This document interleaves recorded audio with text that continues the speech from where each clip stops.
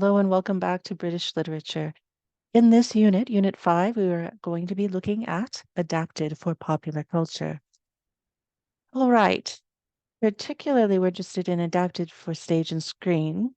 Our featured artist, however, is actually a musical artist, Shane McGowan, who passed away not too long ago, sadly. Well, there is a section about him and his early life through the reasons that we think of him in popular culture, not just for his work in innovatively bringing the folk traditions of Irish music into the punk rock movement and contemporary times, but we think of his work also, his lyrics, as a form of poetry.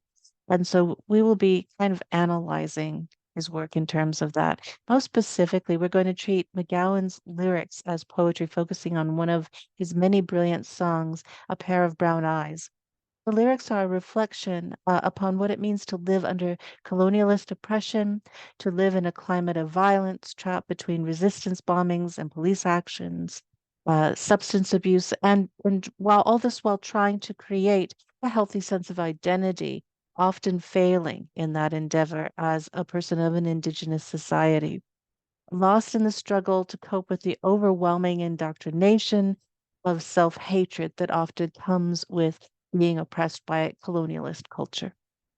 Here are the lyrics, which I will allow you to read in your own time. In this center, we also have many supplemental videos, which I anticipate you reading all of. Some of these authors we've looked at the past, but I'm focusing on artists that were very popular in the media, in mediated culture, that their works, their written works have been translated into film and music. So we have Dracula, a very popularly transformed, translated into filmic medium story. We have George Orwell in 1984, also a popular translation into filmic medium. Agatha Christie, perhaps one of the most popular and routinely translated into filmic narrative authors, Agatha Christie and her many mystery stories. And then for extra credit, we have, though you must watch the video, it will be on the exam, but the reading is extra credit. Tinker Tailor Soldier Spy Introduction, Chapter 1 and 2. We have John Le Carre. Okay.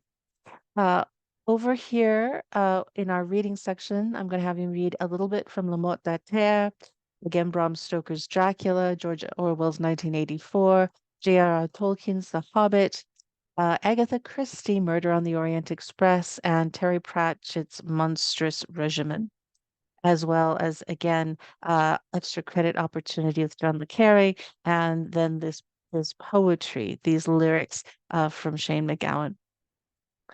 Okay, let's roll back up here. Uh, on our to-do list, this is the closing unit, which means you've got to get all the work in by the last day of classes. That includes the term paper, the comprehensive final, and this unit itself does have its own exam, which will need to be completed. Again, all that needs to be turned in by the last day of classes.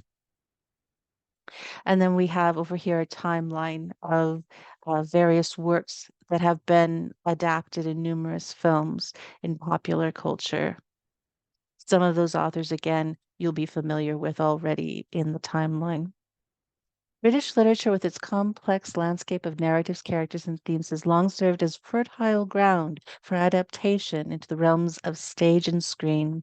From the eloquent soliloquies of Shakespearean drama to the fantastical realms of J.R.R.